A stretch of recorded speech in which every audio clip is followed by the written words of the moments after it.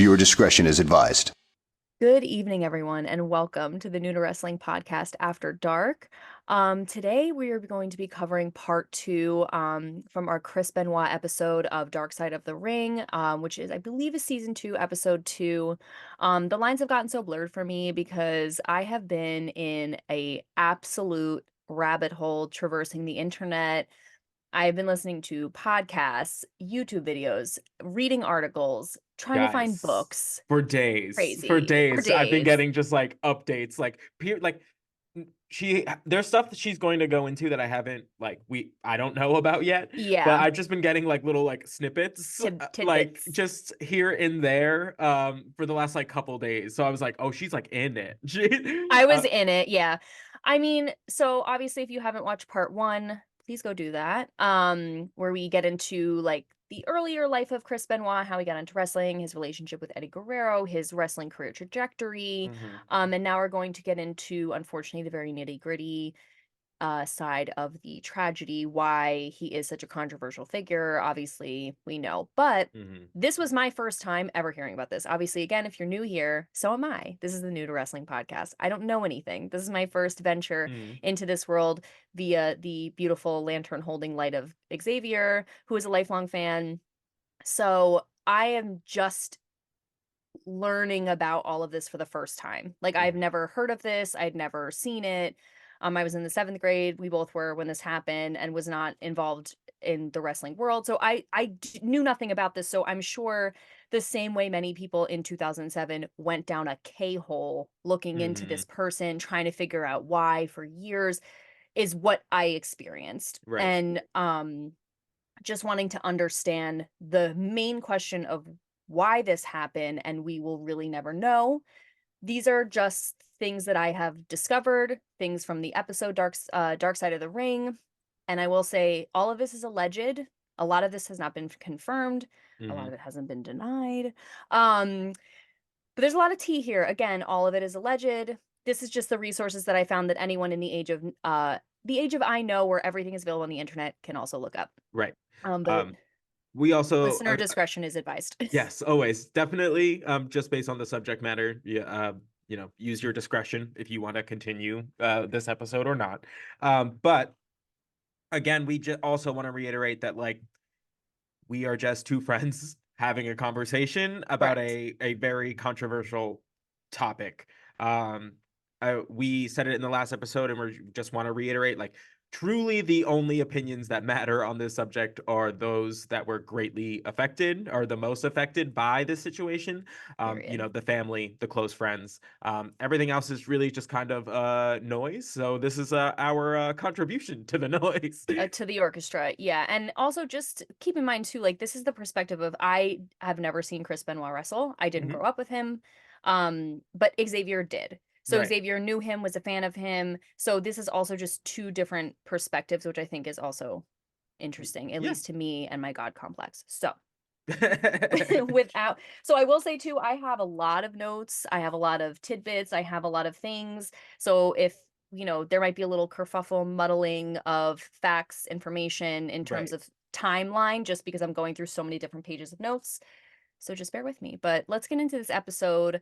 Mhm. So part 2 opens up with us meeting Larry Alden, who was a Fayette County member of the Fayette County Sheriff's Office. He was the lieutenant in charge of the shift that was working the day of the incident, which Chris Benoit and Nancy and his son Daniel lived in Fayetteville County, in Georgia. So it's the suburb area of Atlanta. And he said he used to see Chris once or twice around town. It's a very small town, very close community, really not a lot goes on there. He would see Chris maybe once or twice a week going to the gym. Obviously, he was an avid exerciser, being wrestler. And he was always very quiet. He was never mean or anything, but he was always very quiet, kind of reserved person, which tracks with all the other information that we've really ever heard. Um, so basically, this is the person that responds to the wellness check. So the police headquarters gets the wellness check call from the WWE saying they wanted somebody to go check in on the Benoit family. They hadn't seen Chris Benoit or heard from him in at least 48 hours, and just wanted to make sure that he was okay. And Larry Alden is the person who responded with his partner, whose name is escaping me, is somewhere in my notes, but with his partner, they respond to the wellness check because they were in the area. So when they arrive at the scene, uh, the neighbor happens to also be coming to the house. She also hadn't seen them in a few days and was going to go over and check on them. I found out a little bit later that Daniel did a summer camp at the neighbor's house, like riding horses, doing kinds of things. And I guess Chris had called him out of camp saying that he was ill, but she still hadn't seen or heard from them. So the neighbor decided to go do her own kind of checkup on them and see how they were doing. Because as far as she knew they had very severe food poisoning. Right. So the Benoits also had two German shepherds. And if you guys remember in the last episode, we talked about the weird text that Chavo had received saying that um he'd gotten a text from Chris saying that the dogs were in like the penned area of the pool. Right. And, so those are the dogs he's And like referring to. I guess the back door was unlocked. the side door was unlocked. So the neighbor approaches the officers, they chat, they're like, well, we need to perform this wellness check. Do you mind removing the dogs? Because they're basically guard dogs. You find out Right, a little yeah. bit I later. mean, the neighbor's familiar. She said that she had like watched them, like the dogs when they're out of town. So she's like, "Oh yeah, like I got you, no Yeah. problem." I think this is crazy. And Larry Alden says that he expected to just find him drunk, passed out, sleeping, Right. whatever. But the neighbor just goes into the house, which Hmm. is wild, because we know what transpired there. She's gone for a long time. The officers say like longer than he thought was necessary. And suddenly she runs out screaming that Daniel is dead. Hmm. The officers immediately realize there's a situation at hand. They enter the home with their weapons out because they don't know what they're going to see. They don't know what to expect. This was, even aside from what they find, is just chilling in terms of how they just show the police photos because it's broad daylight. It's around 1 p.m. when this Right. happens. Hmm. So the police photos are broad daylight, Crystal clear. sunny, Yeah. crystal clear. The house is it's eerily clean.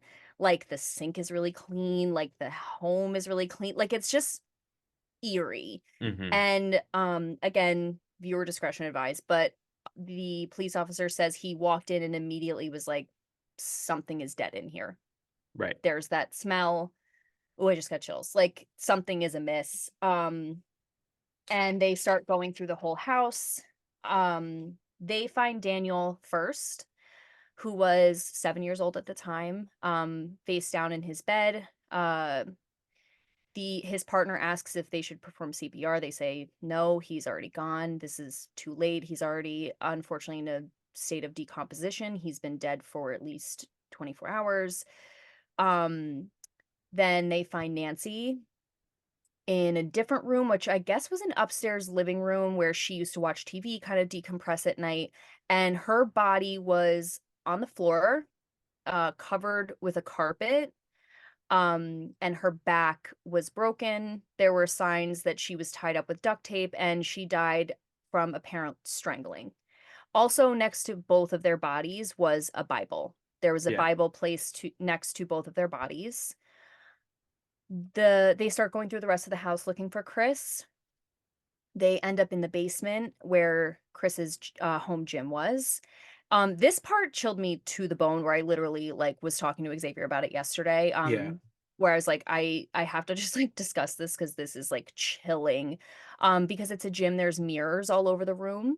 And the way that Chris killed himself was by strangling himself, or he tried to break his own neck using his lat pull down machine. And Machine. he basically tied the cables around his neck, was sitting on the bench, and then like released the weights. And it Yeah. basically propelled him upward. So it looked like he was standing there.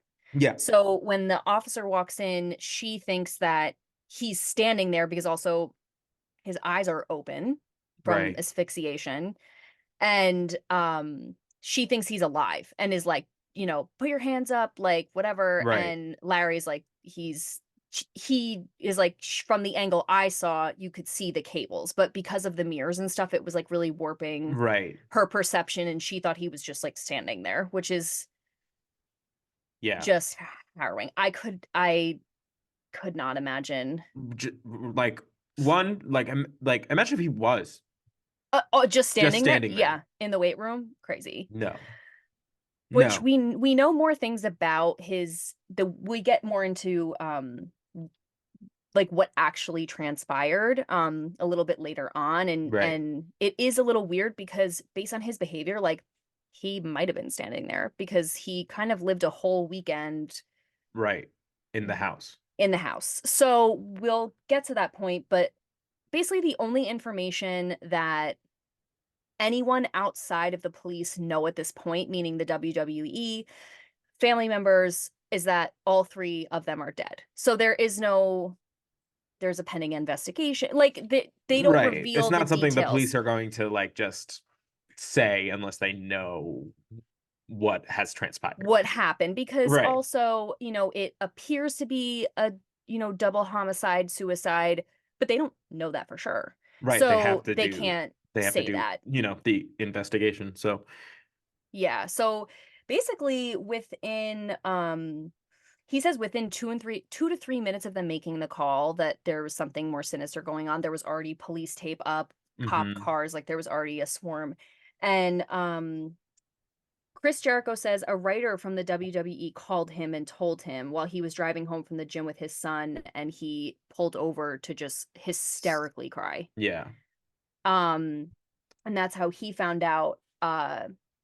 And we know that Chavo found out via Vince, like because Vince made the announcement. Basically, I guess the police call back on the wellness check and say Right. like Of the they're all families. gone. Yeah. Yeah. So I guess Chavo says no one at the time knew what had happened. They just knew that they were all dead. And he said, you don't really like speculate because like they're just dead and you're so in your grief. He's like, I didn't think like maybe carbon monoxide poisoning, maybe a break-in gone wrong. Like I didn't think any of that. I just thought like my friends are dead. Right. So um then JR, they talk about the tribute to Chris Benoit, Yeah. They which do a whole, like, so what was supposed to happen is they were supposed to have a, a taped or live show. Um, they decided not to do, like, not to allow, guests in. So they did essentially a 3 hour like tribute show to the life and career of Chris Benoit, as they have done, for previous wrestlers that have passed. It was not uncommon. So yeah, but they just didn't have all of the information. So in hindsight, they spend this like whole, in hind it just looks like they are just humanizing a murderer like for three correct. hours. Like, For 3 hours. Yeah. I so. I want to talk about this because I don't know how it's done today and I Mhm. guess like there's a lot, from what I understand, there's a lot less tragic death today. Like it still happens, but it's not as frequent. Cause am I wrong? I mean, it's just a better, like, just generally, like, there are just things in place now Right, that because are of just this. more, yeah, because of this, because of other things. It's just a much more like professional place Right. nowadays. Yes. It's also, I learned today that it's PG. It is a PG show, like rated Product, yeah. PG. Hmm. Yeah, so I did not know that either. So, and that changed significantly after So Chris died. yeah, They rebranded their image. so they did, um like, WWFE was always like PG for the longest time, up Right. until the 90s and the Attitude Era, and then they bumped it up to TV 14. And then after this whole thing, it's like they end up going back to it, but Rebrand. it's still like a couple years like after the fact. Right. I wanted to talk about the fact and your feelings on this too, because it is really interesting. So they find out about Chris, and on Sunday, Hmm. and Monday, the very next day is when they do the tribute episode because they already had something It's going on Monday in Night Corpus Raw, yeah. Christi, Monday Night Raw. Tuesday is when they get all the information. Well, actually, I found out that they get actually the information by the time they're closing Raw, it's hitting the news that Mm-hmm. it's actually there's something more sinister going on, and so they're literally, like, cleaning up the locker room from the tribute episode, and they're finding out that This is it's what bad. happened. It's really Right. bad. So and then Tuesdays when Vince makes the statement, like, Chris Benoit is, like, excommunicado, like, we're never speaking about him again, like, Mm-hmm. blah, blah, blah. The timeline of these things, like, do we think it was premature? Do we think they had a decision to make and they made a snap decision and it was wrong, or we can't fault them for that? Should they have waited? Like, I'm curious to hear your opinion on this, especially because you loved Chris Benoit. Like, would you have been upset if they waited? Like, Well, okay, so I remember seeing the tribute episode. Like, okay, I watched it as it aired. okay, Um, but knowing now, my thing is they got so much flack for the way that Owens Owen Hart's death was handled. right, In that, like, it happened during a show, they kept the show going, crazy. and like it it was just not many have viewed it. It's just like wasn't the right decision to make. Hmm. Um, so I think in taking into account that they got so much flack for kind of downplaying the death of one of their like people before Mm, that they like had set the precedent of like, okay, like we'll make sure that we do something like I see. so like when Eddie's came around, they also did like a whole tribute show. So it was but even when Eddie's though, it was like live. Like there was still a crowd. Like they did a tribute show, but there was still a crowd. I Right. just think it was just such a like stark visual of like Vince standing there in like an empty arena and like them making a whole point to do this like the whole rigmarole. It's just like Yeah. it's just I don't know. I think me being 13 or whatever at the time, like I probably wouldn't have it wouldn't have phased me any as far as like had they not done a show, like I don't think I would have registered. Right. But I think because it's so the stark contrast of like the actual like acts and then how much of a tribute show he had like just received is what makes it so like you just feel so like gross about it because like on that show like they obviously interviewed like wrestlers and like Chavo like on that tribute show is like I would trust you with my like wife with my kids. I Mhm. know the kind of person you are, and it's just Mhm. like it's just yikes, like that sucks. You Yeah. imagine like how that must like feel or how like dumb he must have felt like saying all of these things, what like Ye when the reality of who this person was coming out like simultaneously, like that's crazy. very it gives it's a little icky.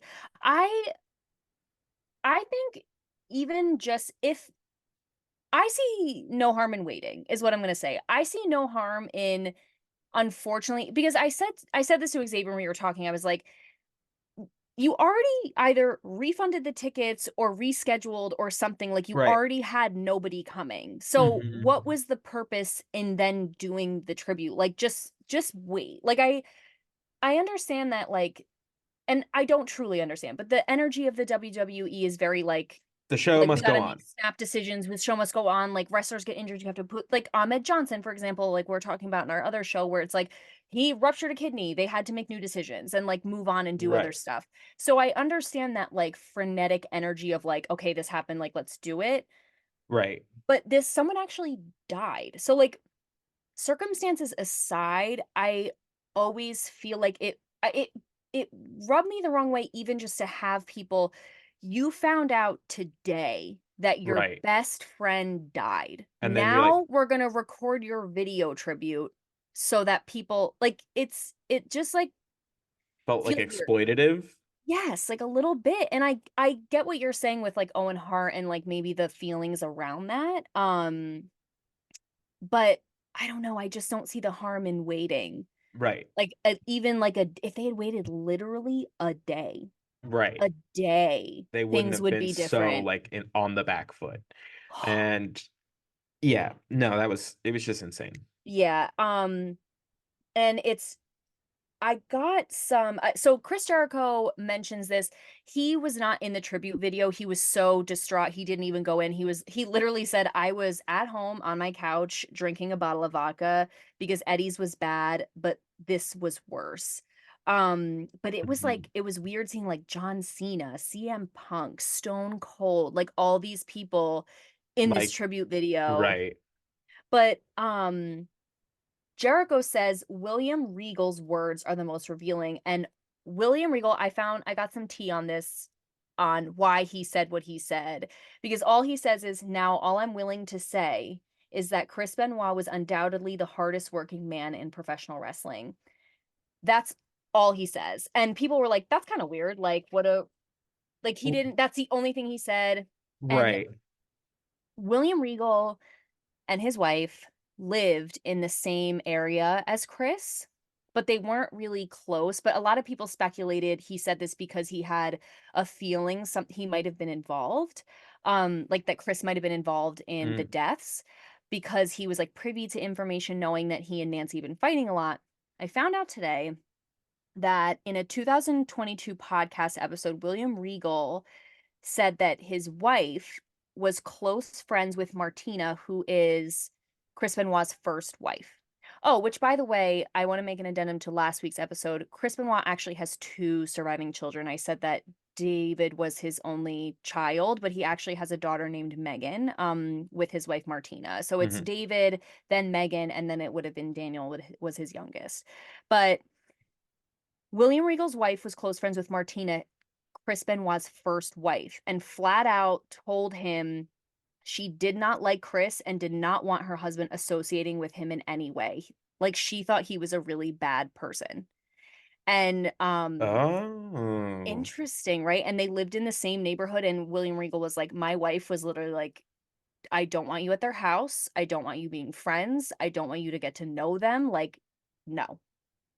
interesting. So he decided to keep it strictly professional, like, he was a great wrestler, to kind of be like, Keep your "I don't distance. wanna." Right. Yes. He was like, "I'm not gonna be a jerk and not say anything, I'm here and they're asking me to, but I'm gonna just keep it Keep like it that." yeah. And Wow. yeah, which is really interesting. So then we find out how Sandra finds out, Nancy's sister. This broke my heart. Oh my I god, I know. guess so Sandra said, "My sister told me I should go spoil myself, go to the mall, get some makeup, have some wine with lunch, see a movie. When I walked out of the theater and turned my phone on, I had 22 missed calls from my parents. They made sure, I love this, they made sure not to tell her anything until she was home. So she was out and she finds out, like, she's getting all these calls and she's like, "What's going on?" And they Right. were like, "Just go home. Go home." And she's like, "I knew something was wrong, but they would not Tell tell you. me anything until I was safely at home."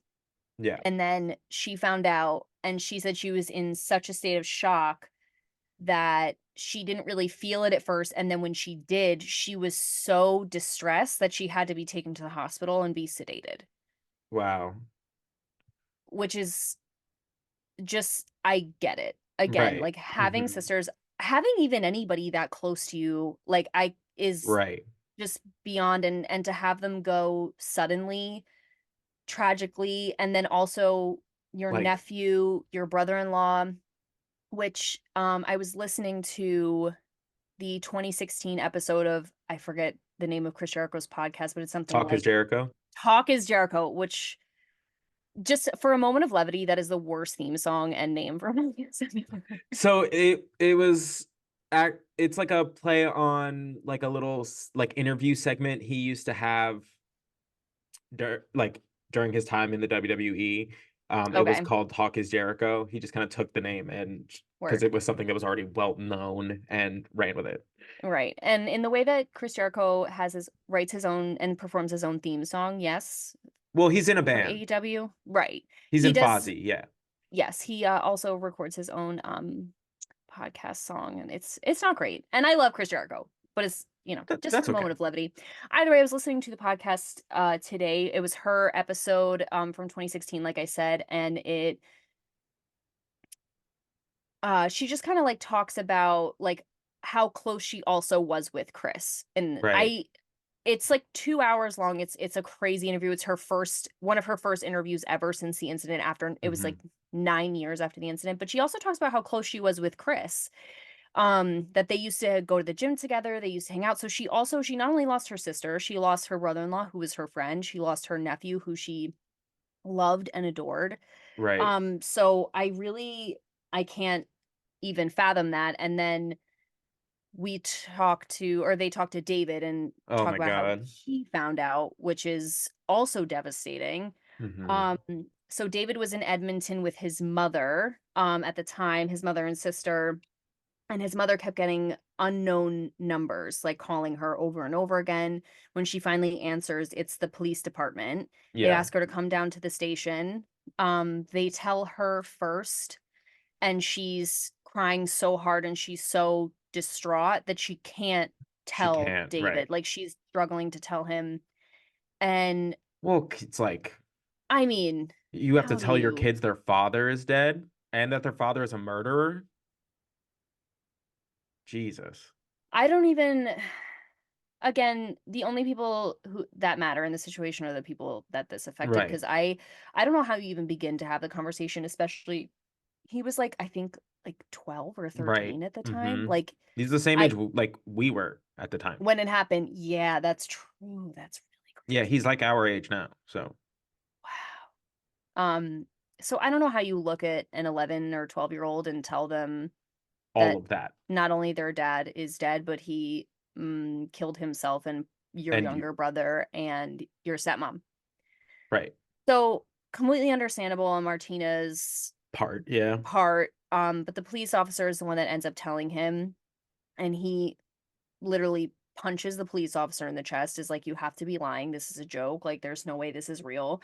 And the police officer took him for like a walk, and they like Hmm. talked, your father loved you, which is interesting, and I kind of love, because we know it's a pending investigation, but I think that to understand that this is a child, and not to be like, your father might be a terrible person. Like, with Right. like, I think to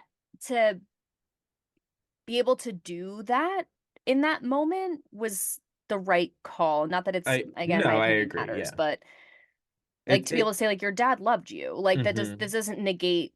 No, I mean he's gonna have his whole life to have to deal with the gritty details of everything that Correct. happened. I Yes, think so in that true. moment, it's the loss is enough of an announcement, you know? Like, Yes. so, yeah. So I agree. I agree with you 100%. Yeah.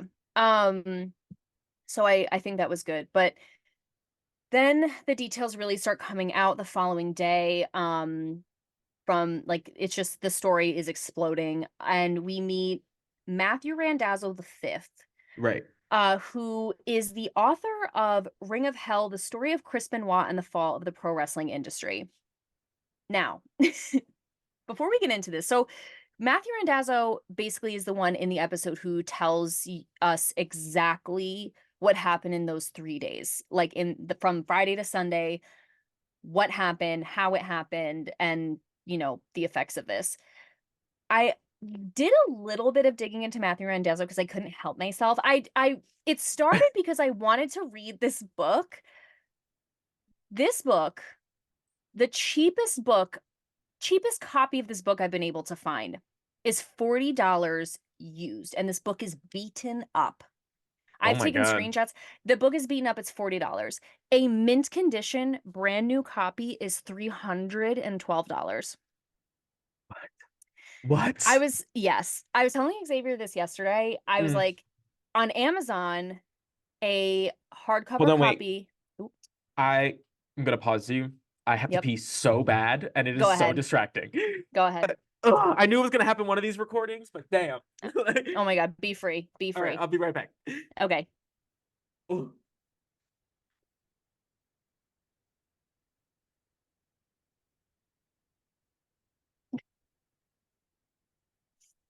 I hope this makes the bloopers. I hope this makes the bloopers. What's today? What's the date? It's February 27th. And this is the first episode where Xavier's had to stop us mid. I'm about to spill the tea. I'm about to get into it. Stops us mid episode because he has to pee. But I get it. I respect it. I respect it. And this is great, actually, because now I'm going to pull up the pictures of the book I took because, girl, this book, girl. What in the Sam hell?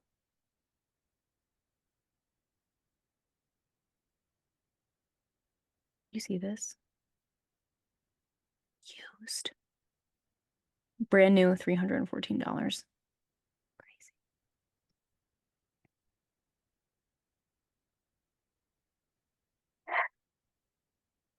Yeah.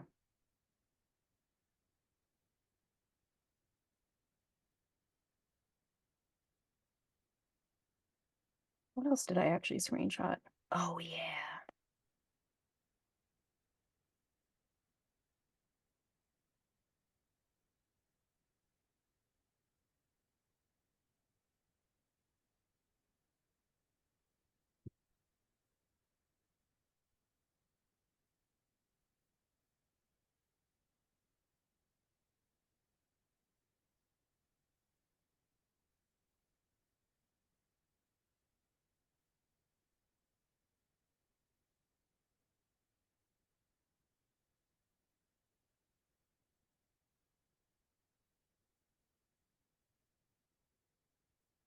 Okay.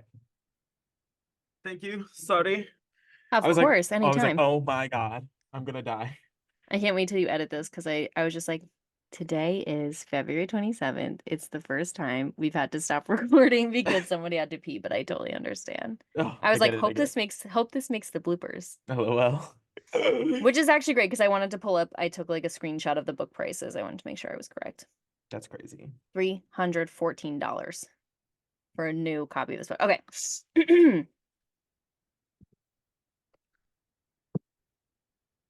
Ready? Mhm. So a new copy, untouched copy of this book is $314 that I found. That's no.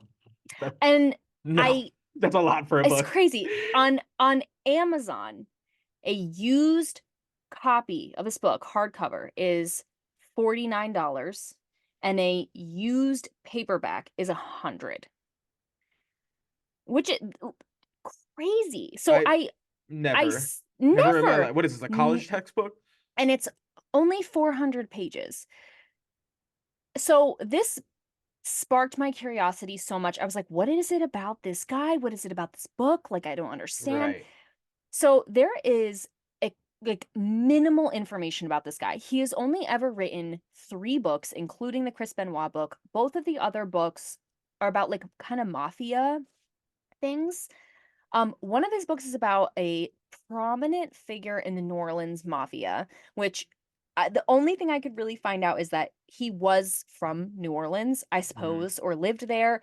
But allegedly, he, with this book about the New Orleans mafia, uncovered such accurate information and published it that it dissolved the New Orleans mafia and basically put this man on like a hit list. He now lives in like Oregon. And again, alleged. This is just things I found on the Right. internet. That's Minimal crazy. information about this guy, but apparently all I also has figured out about his career is that I've only found like some little tidbit article somewhere in the deep bowels of the internet that he's a former government executive. That could mean What does anything. that mean? Like, That could what does mean that mean? anything. But all his reviews on his books or people that have written about him just say like his information is so accurate and they do not understand where what his sources are. It's like mind blowing, and he's never said or revealed his Okay. sources. So I don't know. I do want to discuss the fact that this book also came out slightly less than 1 year after the murders. Which is So, crazy. So the turnaround is nuts because books take a long time to process as far as yeah. like actually writing it to when it gets put on a shelf. So you're talking like going back and forth with like revisions. It has to go through like an editor, a whole publishing team. They have to Mhm. put together like art for the like it's a whole thing. So A whole like thing. which means like he had to have like finished the book in like 6 7 months. Right. Which is wild. So, yeah, the murders happened, I think, the 21st through the 23rd of June 2007, and this book came out June 7th, 2008, which is wild. And like I said, it's 400 pages, which is nothing to sneeze at. Like that's still Right. a sizable book. Right. And I think it's interesting though, and this is why I want to read it so badly. If anyone wants to donate their copy to science, as in me, let me know. But I'm curious about this book because it also says, "And the downfall of professional wrestling." Right. And yes, we will come to understand that wrestling took a significant hit from this incident, obviously, Right. and literally, figuratively, metaphorically, all of the Hmm. things. But to say that in such a short amount of time, Hmm. like you said, like the book had to be done probably at least within like 6 months, maybe eight. Um, like for you to make such a statement in such a small amount of time, it's like, what do you know? Like, I don't Right. know. Like, I'm like, what is in this book? Like, what do you have Right. to say? Like, because, and I have a quote from one of the reviews which was from former World Championship Wrestling announcer Chad Damiani. Sure. I don't know. Uh, Matthew Randazzo has written a great pro wrestling book that requires no knowledge of the business, but if you are a fan, there's a deeper experience to be gained. Ring of Hell challenges your perception of these heels and high flyers and confronts you with the flesh and blood price paid for your precious childhood memories. Ooh. Like, what is in this Wow. book? That's what I'm saying. I Crazy. So, again, if anyone has the tea on this book, Please let us um, know. Put let us comment if know you've read it. I would love because to know what knowledge there is to be gleaned from that book. Because a new copy of this book, $314, you guys. Like, this guy's only ever written 3 books, and he's sitting. Right. Sitting What does he pretty. know? I don't know. Crazy. So I thought that was interesting. Um, and now, unfortunately, we will get into the weekend of the murders, because it is important to talk about how, why, what occurred, Right. in my opinion, Hmm. unfortunately. So Matthew Randazzo takes us through the whole weekend. On Friday, Chris had a barbecue out by the pool with Daniel. Friday evening, there was some sort of altercation between Chris and Nancy, which I have uncovered a lot of details about allegedly what the altercation could have been about. Okay. I will get to after I guess we get through the weekend. Um, Chris then restrained Nancy with duct tape and used a telephone cord to strangle her, but he did it in like a backbreaker kind of thing, Mm. position. And then he covered her. And I do want to say, I don't know if you know about this, and I'm not like trying to remorse or whatever, but oftentimes when someone kills someone else and they cover their body with like a blanket or clothes or Right. something, it's remorse. Like they usually feel remorse or shame about what they did. Right. I mean, which it was his wife. Like I Right. can't. Yeah. I I thought that was an interesting detail. Like, and again, I think when we end up talking more about Sandra's opinion on this, it kind of harkens to the fact that he obviously had some semblance of that what he was doing was wrong. Right. Obviously. But he covered her body, puts the Bible next to it, and then they go to sleep. Like, he goes to sleep. I guess Daniel's asleep in his bed, By like, that or point asleep in already, his own yeah. bed. Yeah, in already. Um, they also find a bunch of beer cans and wine bottles around the scene, so Chris might have been drinking a lot Friday night. They're not really sure because by the time they get his body for the autopsy, the alcohol's not in his system anymore. Because if he drank a lot Friday or Saturday, by the time they're doing the autopsy Monday, there's no traces. Right. So, but there's evidence that it was around. Saturday morning, allegedly, Chris gave Daniel a Xanax to sedate him and then suffocated him. There was a Bible also placed next to him, and very oddly, with no explanation, a butcher knife Placed placed under right his under bed. his bed. Um, Not sure. They still to this day don't know why that happened. It wasn't used. It was just placed there very strategically for some reason unbeknownst to us. Um, this is really crazy because so now Nancy and Daniel are both dead. This is like Saturday afternoon, and this when we talked last week, this was when Chavo receives a call from Chris saying he's not going to be able to wrestle that night. So the so they're already gone. Nancy and Daniel have already died. Right. And Chris makes this call to Chavo. This is when he's like, "Hey, I love you." And Chavo's like, "Are you okay? Like, what's going Mm-hmm. on?" And this is when he says that Nancy and Daniel have very severe food poisoning and he won't be able to make the match.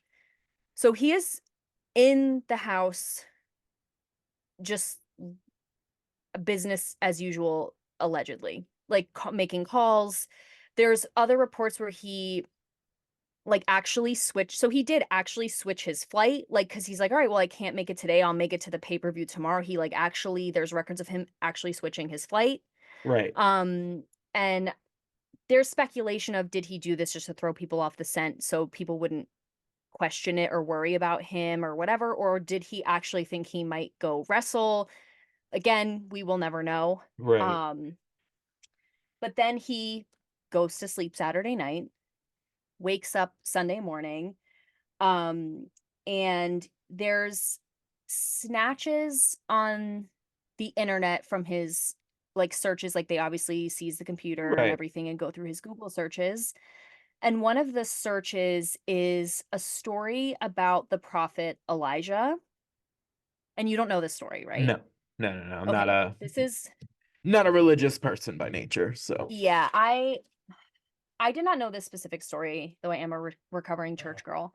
But the story of the prophet Elijah, this is very dark, is basically Elijah was helped by a widow and her son. Basically they fed him when he had nothing, even though they also had nothing. They were very poor. And because they fed him, God like provided them with endless like oil and flour. They were always able to eat after that. Like their cup never ran out. Didn't run Okay. it over, but never ran out. It's like this lesson of gratitude, blah, blah, blah. Hmm. Sharing when even when you have little. But after this, the boy gets ill and stops breathing, like suffocates. Mm. Elijah throws himself over the body of the boy and prays to God 3 times to restore his soul to his body. And God answers and restores his soul. And like the kid is resurrected. Gotcha. So this is the story after that Chris looks up after he's killed his own son. Right. Oy. That's so dark. So dark. I think especially because he was suffocated. Right. And also like it kind of goes with that like remorse thing, which is like to make Yes. himself feel better. Like he probably tried to like convince himself that like his son was gonna come back in some capacity or something. I don't know. Yeah. I really, really dark. And again, with the Bibles being placed next to their bodies, like, Hmm. and again, it's interesting the way that they did the storytelling with this, because the first episode they mentioned that Eddie was religious, but Chris was not. But Eddie used to kind of preach him the scripture Right. to like motivate him in ways. And Mm-hmm. after Eddie died, I noticed this in this episode. The notebook that he writes in is like the footprints notebook. Like it has the Jesus poem about the footprints in the sand Oh, on the gotcha. notebook. So it was also like a religious-y Like it was a notebook. guided notebook? Not really guided, but it like anyone who grew up with like Catholic or Christian religion knows like footprints in the sand. It's like the Jesus story of like when your footprints weren't next to me, you carried me. Like Jesus Oh, always has your gotcha. back. It's a kind of a Yeah. thing. Okay. So that was the notebook, was like it had that like classic Got it. whatever. So either way, the religious aspect of this is really freaky to me, but yeah, that is the story that he looks up and then subsequently looks up how to break your own neck easily. Yeah. So, uh, then that is when he goes down to the gym, uses the lat pull down machine to end his own life. Um, That's wild. That as Bible story is still throwing me for a loop. Sorry. I know, oh yeah, because I forgot I I I was gonna tell Xavier yesterday. There's a lot of things that I found out that I was like, I really want to tell Xavier and see how he feels about it in real Mhm. time to make sure I'm also not overreacting about how crazy this is. No, that's nuts. Really dark. And Yeah. very much so, like in your, I mean, I'm not right mind, but very much aware of what's going on. You know what I Right. mean? It those details, this is what is why I think there's so much, I don't want to say like it's morbid fascination because you just don't know what happened or Right. why.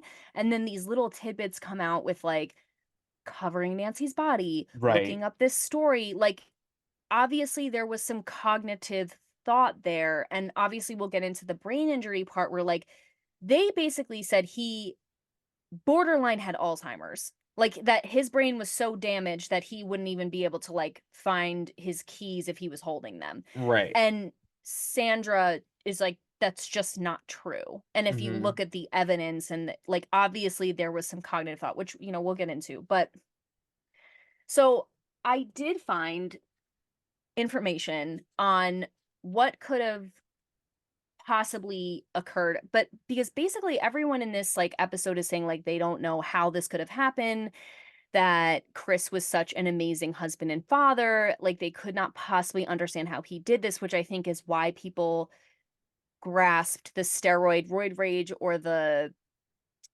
brain damage story so quickly. But I learned a few things today that you know Daniel was born in February, they were married in November, and within 3 years, Nancy had already filed for divorce. And she Um, filed for divorce before WrestleMania even happened. WrestleMania 20. gotcha. So it was less than a year before WrestleMania 20, Nancy had filed for divorce. And in the court documents, it says alleged cruel treatment, like irreconcilable differences. Right. She got a temporary protective order, moved out of the house. They weren't allowed to be in contact for 6 months. And she told her attorney that Chris would fly into blind rages for no particular reason, and she was genuinely fearful for her and Daniel's safety. And this, Mm. yeah, And and it's like court ordered. Like this is in this is a a court court document. document, Got it. correct?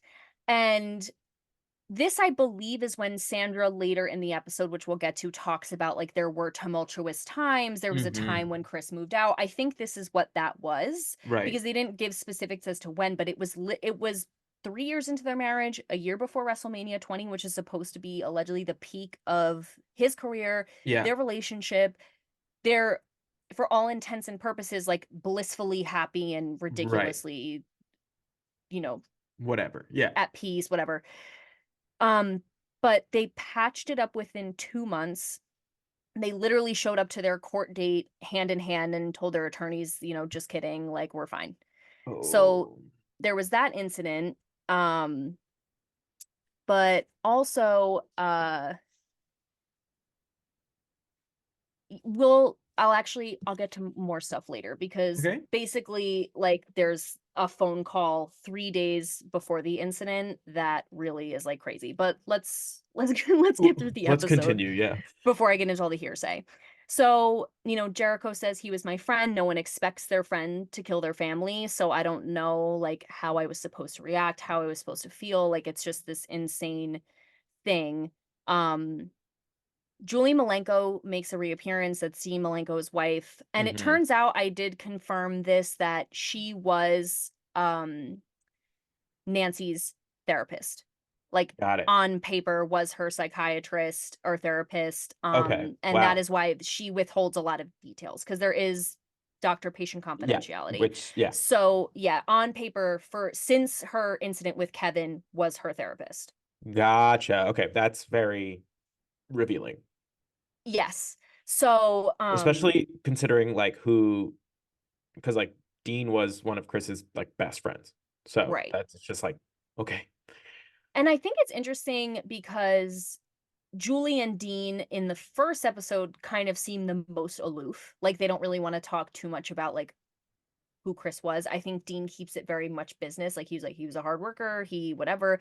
He doesn't really get into too much Right. like No, but he does say like at the like later in the episode, he's just like, it's hard to separate of course. the like however many years of like being friends with somebody with like this. Like it's hard to like reconcile that the same person is responsible for all of those like memories as well as like this horrific like incident. Yeah. And which understandable. It is like really this freak thing, which obviously all you guys know. But um Vicky also mentions, how is this even logical for this man who loved her so much? And if you want to kill yourself, like, just Vicky is so real for this. She's like, if you want to kill yourself, go ahead. But like, Daniel was innocent in all of this, and he didn't deserve to die Right. for like whatever you were going through. Mm-hmm. Which obviously, yeah. Um, we also find out there was a third Bible, and I am so curious about your point, what you said about this. So there was another Bible found in the house that basically had a suicide note in it because everyone's trying to figure out if this is real, if this happened, and then they find this Bible with a suicide note, and it's like, I'm preparing to leave this earth. And so obviously there was intention that something was going to happen. Right. And I also found out today that in May of 2007, Nancy found a document, and again, this is a document, that Chris had taken out a $450,000 life insurance policy and put it in the name of his first wife and their children together. Wow. That's crazy. Nancy, I literally have chills. So he took out this life insurance policy, put it in the name of his first wife, and Nancy confronts him about it and is like, I don't understand. Like, if you wanted to give her your money, you Why should have didn't done it why did 10 you years ago when right. you got divorced. I am your wife now. Like, that money belongs to me and Daniel. I don't understand. And he refused to change it. Interesting. So And I this just is got chills May again. 2007? May of 2007. So a I think, month before? yeah, I think that's at least when she confronts him. Oh, I'm sorry. It was $250,000 life insurance. Still. Yeah, May 26, 2007, Nancy texts and confronts him about it. May So 26th. That's like a that month before. not even. What Yeah, was it? June what, 6, 7? 21st.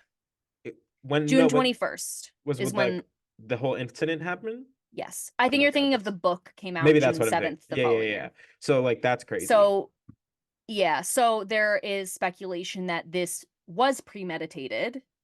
It just happened not in a way he was expecting. Again, all of this is alleged, but Right. this is a document that I don't know if the life insurance policy, because he killed himself, some life insurance policies, I Become don't know too null. much about Right. them, become null if you kill yourself.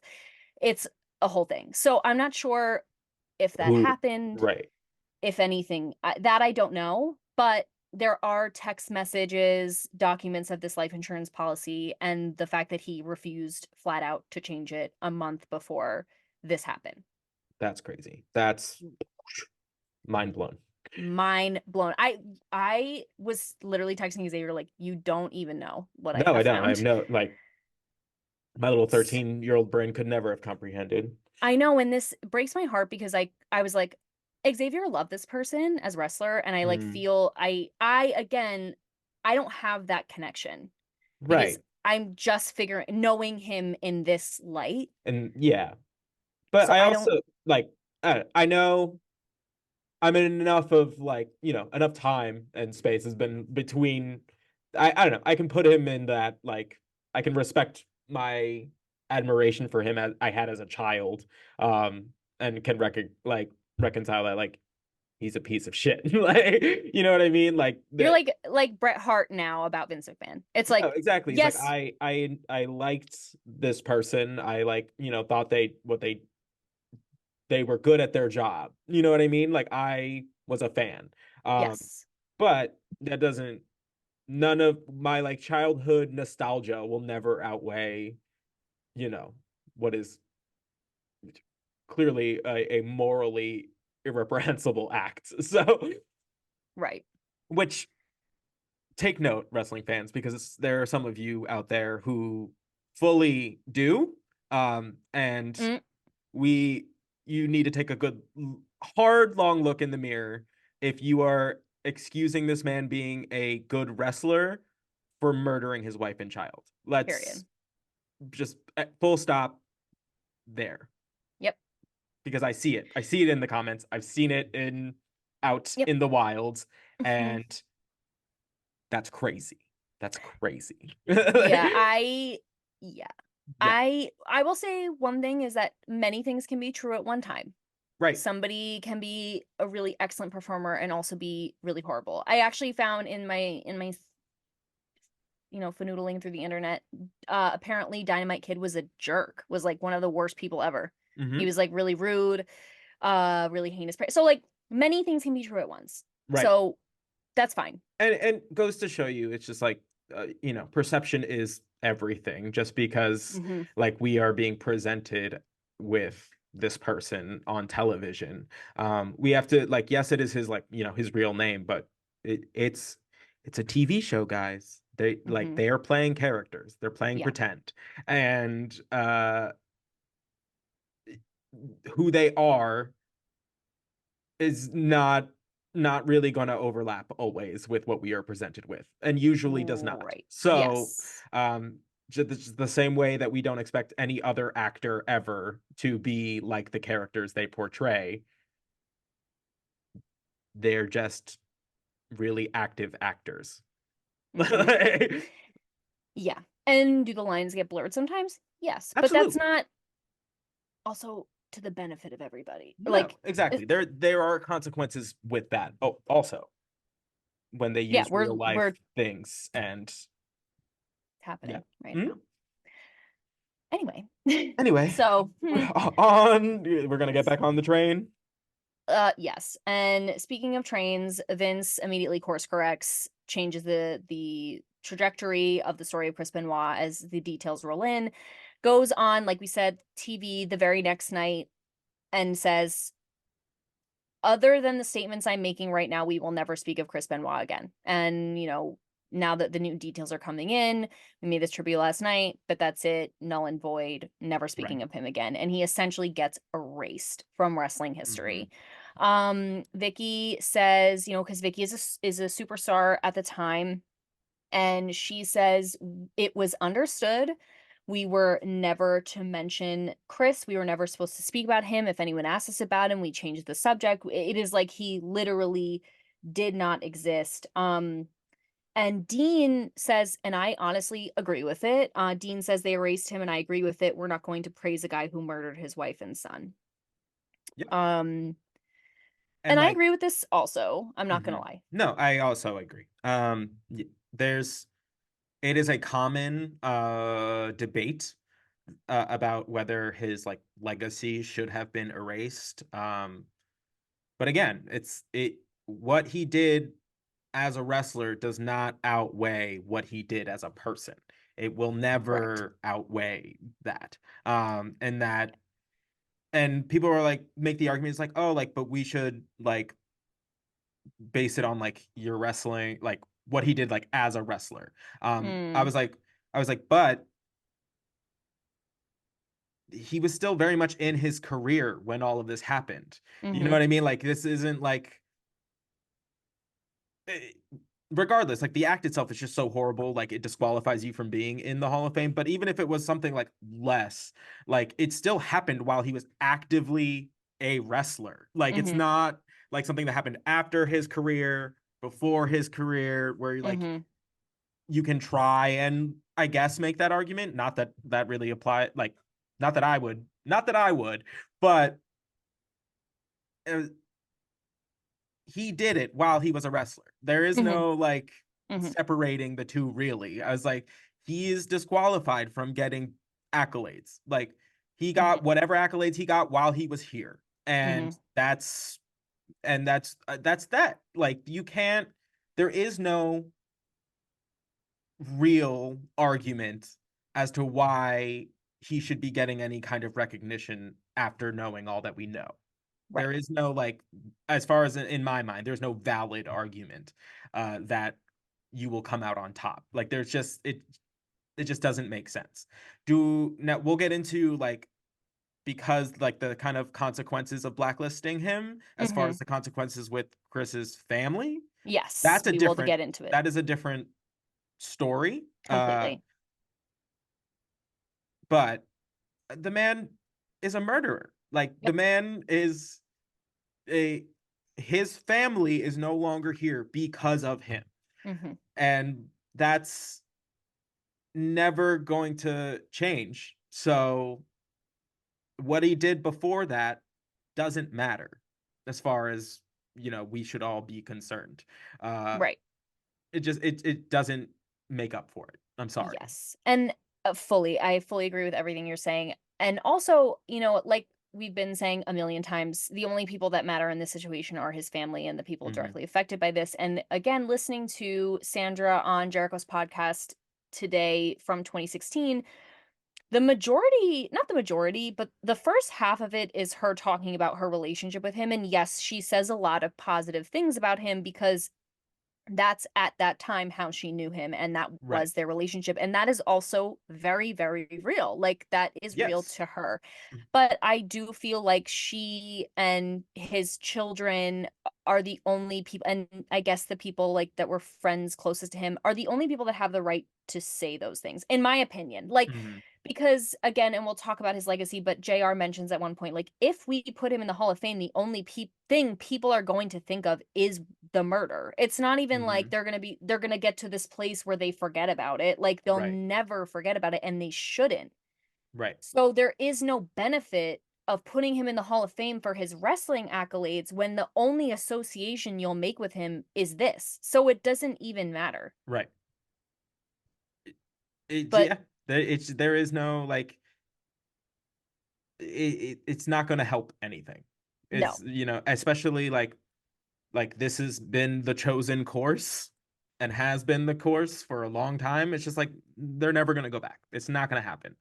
No, and it yeah, it's definitely not changing. But yeah. So, JR is the only one from the WWE that goes to the funeral of Nancy and Daniel. And it from Sandra's perspective, it was a work. Like, she was like, I could tell that they sent him as like a representative to do Hmm. like the right thing, quote unquote. And she goes, but I can smell a work coming from a mile away, and I knew that was the truth. And I flat out told him to his face, you are not welcome at the wake. I'm infuriated you even came. And again, listening more to Sandra and realizing she's been in the business, like, she hasn't ever wrestled. She hasn't ever been a valet. She hasn't ever been on screen, but she lived in the house with two people who were very heavily involved in everything WWE. A lot of Right. her friends are WWE. I found out today that she's very close friends to this day with Paul. Hmm. Um so she's very involved in it. And so she's saying, like, I can see a WWE work from a mile away. Like, you're not fooling me. Even Right. in my grief, like, I can clock that. Right. I don't know how true that is. JR literally just says, like, I felt like the most unwanted person there because I was the WWE guy.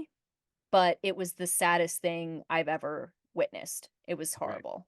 And I think both are true. I think as far as the WWE is concerned, like they sent him there to like, show face. I Right. think as far as like that was probably their MO. Sure. And Um, does that but negate JR wanting to go? no, No. that's right. That's what my thing is like. I do believe like he was probably sent to be like the face. Mhm. But he at multiple points during this episode, like he talks about like he he was very good friends with Chris also. Like it was not like it was, he was there for his entire career. JR at one point was in WCW. Like also like was instrumental in bringing the four or like yeah, the three amigos like over. So Mhm. it's not like he doesn't have a long-standing relationship like with the family or anything. So it's just like I feel like probably both are true. Like she was probably correct in that like he got sent there to be, the Mhm. WWE face. But I don't think maybe she didn't appreciate the like relationship that he had with them. Yes. And I agree, and I feel like, JR is such a face in the WWE, it's hard not to look at him and associate it with the organization, Right. and even if he was going there as JR, like, it's so hard to separate those things. Like, I No, and I he's too known in as the like in the that space. voice of or was known as like the voice of the WWF for like Yeah. years and years and years. So it's like he like even the casual fan, like you may not have associated his face, you associated his voice with the Mhm. product. So especially like people who are in the know and in the world, like of course they're going to associate him with like the product. Yeah, of course. So, again, many things can be true at once. Vicky, again, who's Eddie Guerrero's wife, says it was so shitty. She literally says those are her exact words. She goes, "It was shitty. It was just really shitty. The funeral, it was so sad.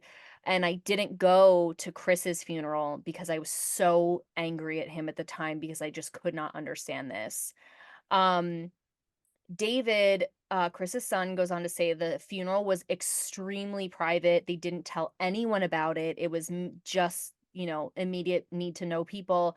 And it was the worst experience of his life. He was like, it really hit me. It was devastating. I could not stop crying. Um, and this made me really angry. A producer asks Sandra, "Okay, so who from the WWE reached out and supported you during this time?" And she laughs and goes, She "Is that a laughs. joke?" Right. Like, no one. I was completely like, they just let me fall off the face of the earth. And they ask David the same question, and he goes, "The only two people that reached out to me were Chris Jericho and Chavo Guerrera, and that's it." And he literally goes, "Screw them. They weren't there for me. They backed off like I didn't exist. And the media was 24/7 relentless. I couldn't even watch wrestling. It was the darkest time of my life, and they left me."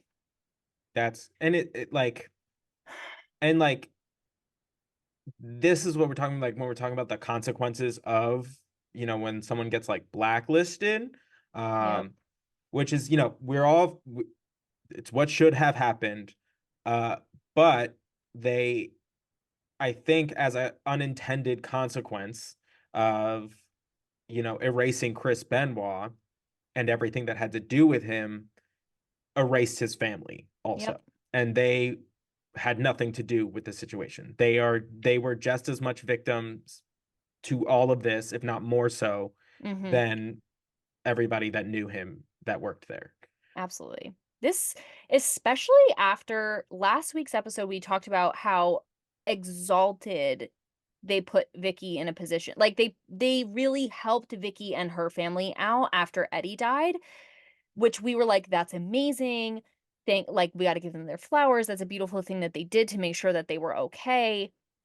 And then within a year, to do the exact opposite to someone else's family when they had nothing to do with this. Like, And again, it's one of those things, it's like, it makes no sense to me, and I guess it's that snap, rash decision where it's like, we have to just completely dissociate with anybody or disassociate with Right. anybody, Benoit, anyone with Nancy's family, because, like, we can't even discuss it, until, like, it dies down or whatever.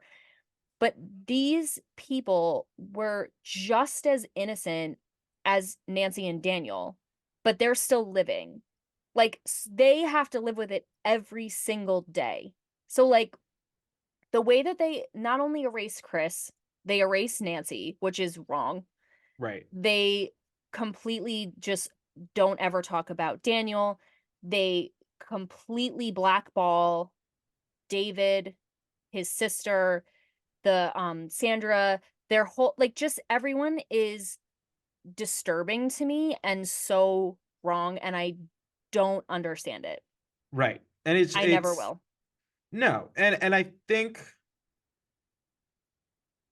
I don't know. I can't speak for what I wonder how much of it was just like from the top, like Of don't course. even like just don't even Yeah. go there. You know what I mean? Um but it's just like it's just so horrible to think about that like when these people were it at their like absolute lowest, and it's not like they could escape it. It was on the news 24/7. It Mhm. was like Sandra says it. She's like, yes, like, a notable person like murdering his wife and child like is news. Mhm. But at some point, like you have to just let the family like deal with it. And like Mhm. it was so unrelenting, and then just to be like kind of like tossed aside by the people who his mom and dad made, or yeah, his stepmom and father made their entire like life in there, like, Mhm.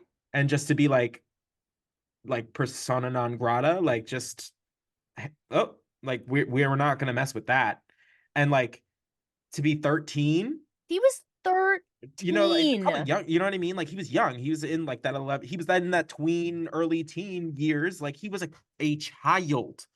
And to be like, nope, not at all. We can't talk about your father, so we can't talk about you. We can't talk to you. Like, he I don't know. And again, I think, like, also this kid happened to not be there.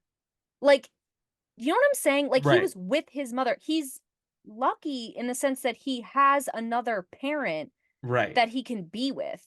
Because what if he didn't have, like, didn't have right, another parent, that, and he was either in the house, horrible, too, just happened, and then he's an orphan. Like, do you know what I'm saying? Like, right, you're lucky he has another parent that he can right, be with and support him and clearly understood the gravity of the situation. And, like, and Sandra had her parents still, but, like, she had no other siblings. Like, I don't know, like, it just, at least they had other support systems, like right, parents, whatever.